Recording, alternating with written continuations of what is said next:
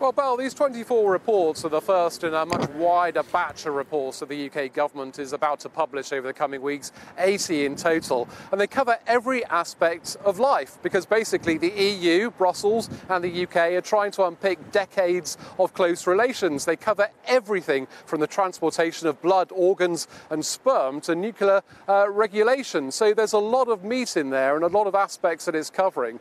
One of the areas that obviously is keeping a close eye on this and is most interested in these kind of notices is business and industry, because they're likely to be worst affected. And these notices, Belle, are painting a pretty grim picture in that respect, a picture of new regulation, new bureaucracy, new tariffs and new checks and balances that would have to be in place for the movement of goods and services. But Dominic Raab, publishing these guidelines yesterday, was keen to reassure the public that he's still very much confident that he thinks a Brexit deal can be reached in October when there is an informal deadline. And he said, Belle, it was only right that they planned for every possible outcome. But the publishing of these kind of notices, while he thinks they might reassure, other people might be quite scared by the content, I think.